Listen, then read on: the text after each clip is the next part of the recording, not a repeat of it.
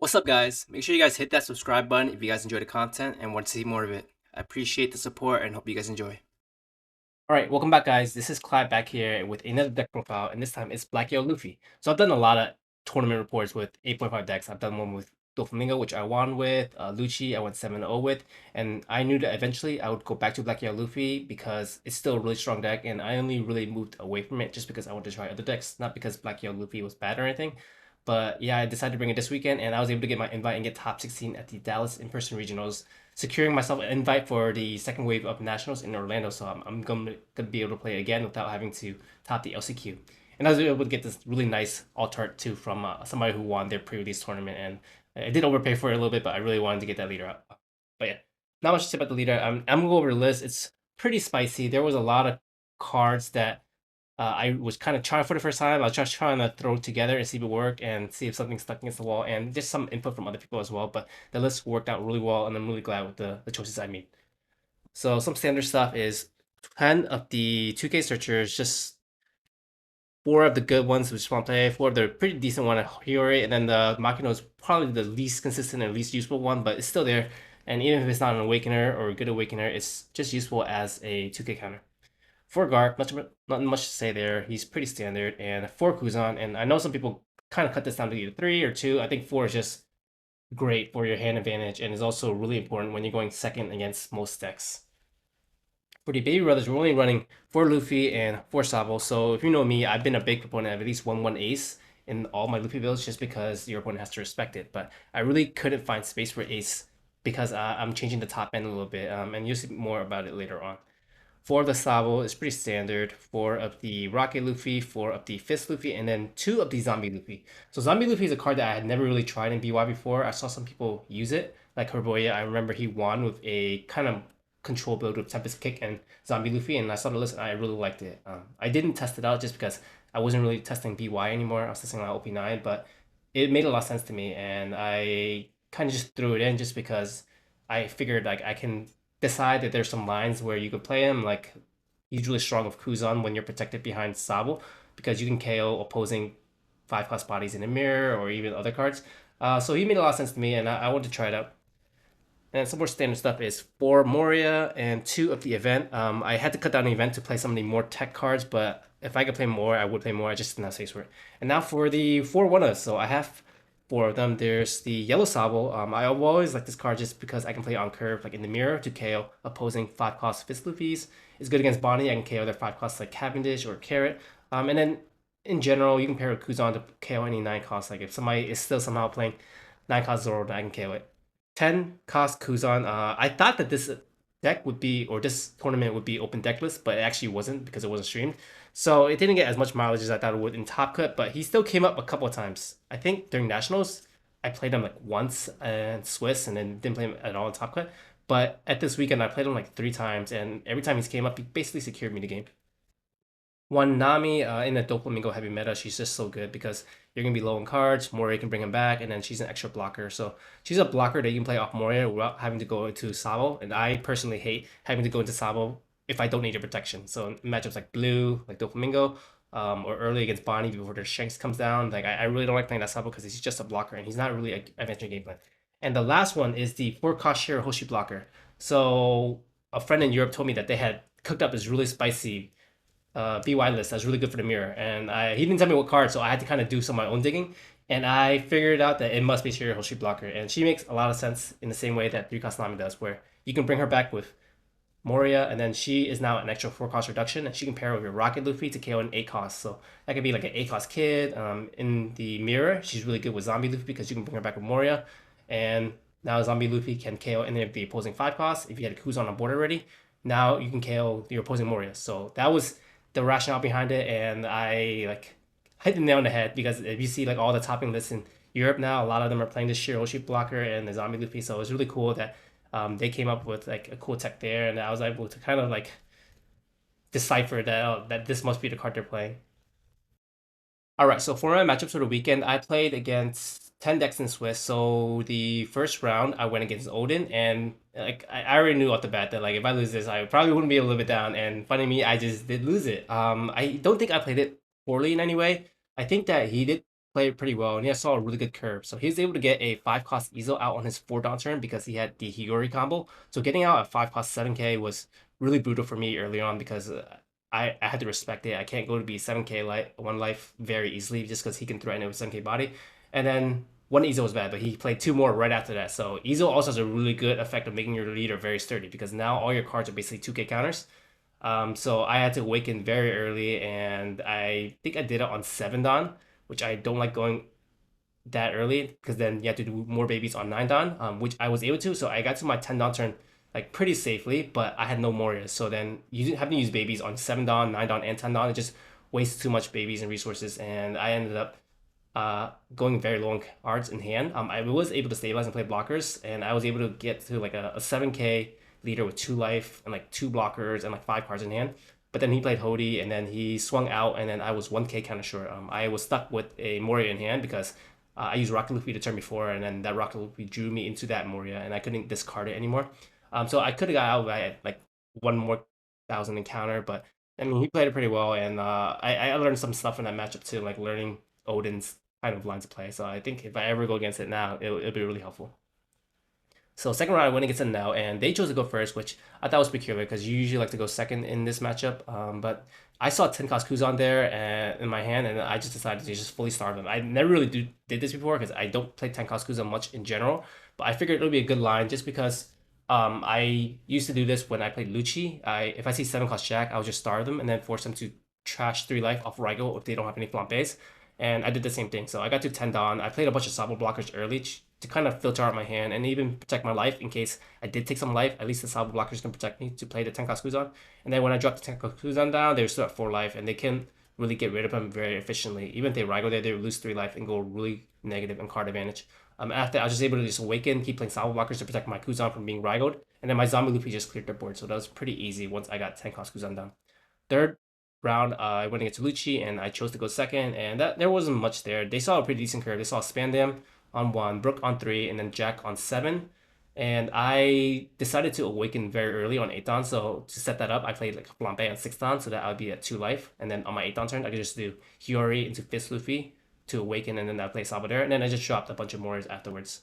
Round 4 was an NL, and this was a pretty slow game and a very close game. So I didn't have Awakeners this game, so I had to just play out Fist Loopies and kind of hope they stuck, or Fist Loopy and maybe be a little greedy and go down on life, like be at 2 life while he had 3 attackers or something, and try to defend the first 5k he does. He does. He did play a Charlotte Compo, the 7 cost vanilla 9k, which is really good in this mirror, so I had to get rid of it with Kuzan and Rocket Luffy. And then after, like, since I was attacking his life, he went down low on cards. After he swung out with his characters, I saw that he was low on cards in hand, so instead of playing another Moria, I just chose to attach more Dawn to swing at his board and then play the babies instead. And I was able to clear his board except for like 1 Yamato, and that was enough for him to kind of catch back because he was so low on cards. He had like 1 body on board while I still had a pretty wide board. So round 5 against Anel again, and I chose to go second. And they had pretty much no top end. Like their only top end really was 8 cost category and like 1 Yamato, and after that they didn't draw any more healing cards. So I was able to just go through my regular game plan, just attack them down, and then kind of force them to find healing cards, which they didn't. Round 6 was a Doflamingo, my first Doflamingo for the day, and I've gotten pretty used to this matchup because I play against it a lot, and I've also played the Doflamingo side of it to test against my BY friends, and I think it's pretty BY favorite. But I think early on I just played a lot of babies, like 2 Dawn and 4 Dawn, and then I was able to awaken very easily on 8 Dawn and be like a 7k leader 1 life or 2 life, and then just counter out their attacks, and I can play Memoria and stick at 1 life. Round 7, another Dofi, and I went second again. And this was against Cody Angeloff. So me and him tested a lot. We tested the night before at the hotel as well. And I think I like went like 3-0 into it just because I'm really familiar with this matchup. And we kind of know what each other's playing. So he knew that I was playing like these tech cards, and I knew that he was playing 10 cost Kaido, but also 1 9 cost Mihawk because he has shown it. But he had a very interesting game plan about it. He just fully starved me, didn't attack me at all, kind of forced me to draw my Awakeners very naturally. And he also went wide pretty well. So if I ever decide to take my life very aggressively and go down to 2 life, like using like Flambe and fill up my hand, he could putting me, and then afterwards I'd have like 5 cards in hand and like 2 life while he had a really wide board that can threaten me. So how I played this is that I he kind of did the same thing in our hotel room or during the testing during at the hotel. And I kind of figured that I should just get Moria out as soon as possible. I think in one of our testing games, I even played a vanilla Moria, like no cards and trash. I just played it just for the body, just because it puts on a lot of pressure.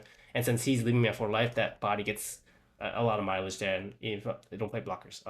But one thing I did was I played a Sabo before my Moria, and did I tried to find Kuz on guard, but I didn't see it, so I can get value Moria. So instead, I ditched a Makino and Hiyori to set up my Moria on my 10 down turn. So what that allowed me to do is on my 10 down turn, I played a Moria, brought back Makino, and brought back Hiyori. So the Makino grabbed me a life to put me down 3, and then I checked the rest of my life. And then I had Rocket, Rocket, Baby Luffy. So then I put the Rocket on top, and then after that, I hard played a Baby Luffy from hand, and then I shifted into that Rocket Luffy to KO one of his characters. And now I'm a 7k leader with 2 face down life, which makes it really hard for him to kind of take control or like punish me for it. And then after that, since I was able to transition to a 7k leader 0 life very easily, I just went awakened, and then I played like normally I played the babies, and then I was able to be a 9k leader. Sorry, what 7k leader with 1 life, but I had a lot of cards in hand, and I also had a Moria on board, so I was putting the pressure on him with my 9k Moria that I played very early. And then after that, I think he had to go like a Hail Mary play where he's just putting me, and then hope I drew like 4 non-counters out of my 5 cards in hand, but I drew like playing a counter. So round 8, my opponent chose to go first, I think. No, actually, no, I wanted to start one, and my opponent had to go first, but he was missing the Perona and missing the Teach. So his 3 down turn, he couldn't really do anything. That caused him not to be able to swing. I was able to play babies, and then on my 4 down turn, I just played the Hoshi blocker just to lower my hand, and also if he wants to go hard in my life, I can just block it instead without having to use 2 cards. But he played a lot of Jinbeis. I think he played the Jinbei on 5 Dawn and Jinbei on 7 Dawn, so his board was full by 7 Dawn. And then after that, since his board was so wide, I think I was able to play a blocker on my 6 Dawn turn. And then on his 7 Dawn turn, no, his 9 Dawn turn actually, he was able to get me down to 2 life and then just have 1 blocker on the board, and then he putting me when I had 8 cards in hand. So that putting was really dangerous. I think I needed to draw 4 counter cards in order to survive. And then I did draw. Luckily, I drew like 2 1Ks, 2 1Ks, or 2Ks, and then a Moria. So I needed to get rid of all my counters to survive. But he swung out and basically got me down to just a Moria in hand. After that, I had a Baby Sabo on board already, so I was able to shift into that Baby Sabo, and I was able to clear his board. So that was like a very scary game because like the thing with putting is like it's like a roulette. If they putting you into a bad hand, they can win the game. They're putting you into a good hand, and they kind of waste their turn doing it, and then you can kind of claw your way back. But that was a super close game. I made a small misplay there where I did a Moria Kuzan baby, but I forgot to drop the Kuzan. But I was able to like slowly win the game. Like I played the game with basically 1 and 2 cards in hand the entire time, so I was kind of top decking a lot. So I did get lucky sometimes by either drawing a baby or drawing a searcher to find that baby. And then round 9 was a Dofi where I go second again, and again it's just kind of more of the same, where I just play the babies onto play a Shirahoshi blocker, or no, I did double babies on 8 or on 4, and then he went wide. I think he put a Teach on 3 Dawn, and that allowed him to play Jinbei on 3 Dawn, and then Jinbei again on 5 Dawn. And then that forced me to awaken on 6 Dawn. So luckily I had a baby set up already, where I could go. I think I was at 1 life, so I did 1 Dawn for a Flambe. I did 2 Dawn on my leader, and then I awakened, put some adults in life, and then I had a baby on board, so I shifted into that baby, and then that gave me 3 extra Dawn to play a Nami blocker. So I think that let me be a 7k leader 1 life, and then I just countered everything and blocked everything, and then I kept that 1 life. And after that, I just did normal things. I stayed since I kept that 1 life, I can be a 9k leader 1 life on 8 Dawn, and after that, I just played like 3 more back to back.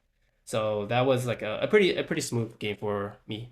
And then my last round is against a BY Mirror. So funnily enough, this guy came up with the same exact tech that I did. He had the Shirahoshi, he had the Nami Kuzan, and he had the Zombie Luffy. The only difference is that his 4th Kuzan was a second 10 cost Kuzan.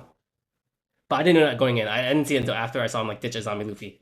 But I think I had like the perfect start for this matchup, and I'm also really familiar in this matchup or comfortable in this matchup in a mirror. It's been a really long time since I've lost the mirror in a competitive tournament. I say that and I'm gonna jinx myself now. But I had a really great start. I had Kuzan on 4, on 6. I think I played a Rock Luffy because he played a Kuzan, so I just KO'd it. And then on my 8, he KO'd my Kuzan with his own rocket, so I played a Moria to bring back that Kuzan. And then on 10, he left me at 2 life because he didn't want me to awaken very easily, which was really good because I actually only had like 1 Makino in my hand. I couldn't awaken from 2 life, but then I could play Kuzan, 10 cost Kuzan at 2 life. And after that, this Tenkai Kuzan just put in mad work. Like I was able to establish a zombie Luffy, and then anything that zombie Luffy swings at, I can KO like his fist Luffy and Sabo's. So that was like a pretty good start for me, and like I can't really say much from that. So that was Swiss. So I ended up 9-1 and getting 8th seed. So regardless of the result, I was happy because I had my invite already.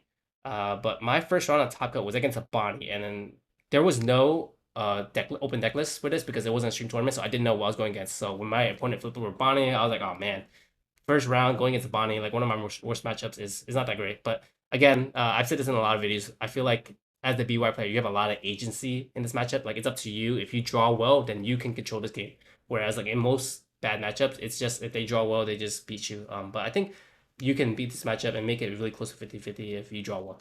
So since I was the higher seed, 8th seed, I was able to choose second. And in my first game, I think it was pretty standard where I was able to play Kuzan on 4, and then I awakened by my 8th Dan turn. But a lot of the things with this matchup is that you kind of want to stay at 7k, 1 life or 2 life as much as you can. Because if you do like double babies, like it's good to bring out one of these guys, like either the Rocket Luffy or Fist Luffy, and I guess to a certain extent the Zombie Luffy. But I hate bringing out the Sabo in this matchup unless I'm scared of Shanks. Because bringing out the Sabo in this matchup, like they're most likely not going to swing big at you where you need to block.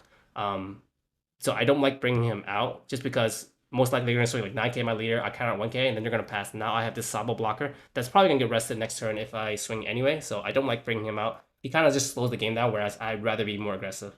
But that matchup, I don't think much went on besides me just being 7k leader 1 life.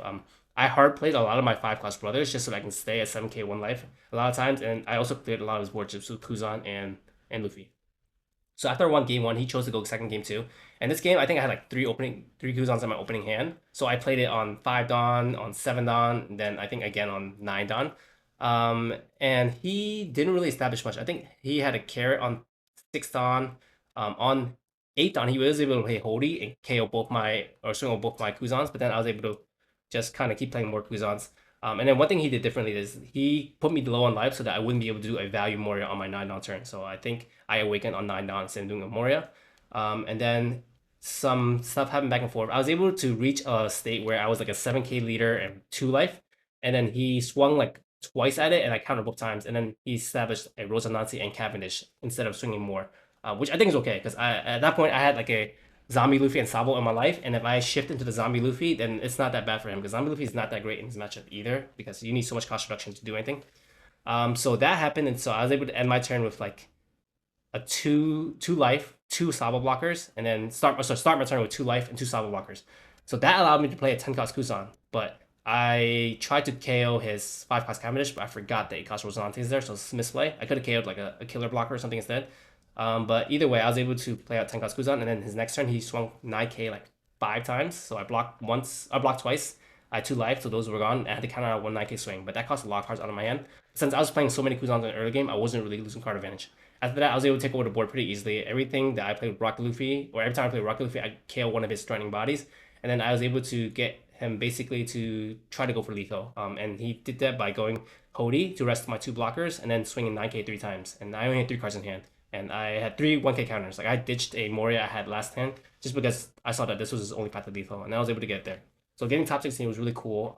Going into my top 8 match, I was playing against Adam Cisneros. I'm not sure if I pronounced that right, but he's a pretty well-known Nami player in NA at least. And I knew that like he probably played his matchups a million times too, just because I know a lot of his testing partners play BY. But I went second, and I think this game was super close. Like I was able to get a pretty good start on my 4 down turn. I was able to do Hiyori into Baby Luffy into being a Fist Luffy, so I had a Fist Luffy already on 4 down. But this game is just he triggered 3 All Stars out of life. And it was I remember the most I guess soul crushing one was the last life where I was able to get him down like 4 cards in the hand and like 1 life, and I swung at him, and then it ended up being a All Stars. And then after that, I had like another I don't know like 11k swing, and then he was able to counter out that with the extra 2 cards from the All Stars. So that was how I lost game 1, but it felt very close, and it felt like it was going my way until that last trigger. But in game 2, it just felt like a blow off for him, where he is able to trigger. I think first life was peel off, second life was a rubber band, third life was a blank, and I remember because I remember like if this is the 3rd trigger right now, I might just scoop. But luckily it wasn't. But then the 4th life was another rubber band, and the 5th life, no, sorry, 4th life was another All Stars, and then 5th life was a rubber band. So then it didn't feel close at all. It felt like it just blew me out. But Regardless, like missing out on the series does suck, but I mean, I got my invite, which is like kind of the biggest thing that I really want to go for, just so I can have another chance at nationals. All right, so for BY and OP9, I haven't tested as much. Like I've mostly been playing the new decks, but there are some things I want to try out. I played against my friends with BY, like with decks like Shanks and Blackberry, just to see how those decks feel on the other side before I kind of decide my BY matchup. I think like cards like Who's On, you don't have really have time for like cards like these small blockers like Nami and Shirahoshi and even three cost Ivankov. I think you might have room for. Shirahoshi is a card I actually want to test in OP9 because it could be good into Purple Luffy, which is a hard matchup because they play like big bodies, like 6K block bodies very easily. They play 8K attackers like the 7 cost Luffy, and getting out Shirahoshi as both a blocker and as something to KO those 8K bodies with Rocket Luffy can be useful, but it's something I'm still testing out. But I think BY can have legs in OP9. Like Teach is a scary matchup, but we're still learning about how to play that matchup and even making it favorable, like well, not favorable, but like making it decent with cards like Raigo.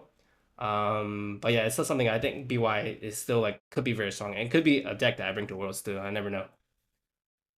All right, as for shoutouts, like shoutouts again as always to Grand Line, the people that I stayed with that weekend, and as always, my fiance.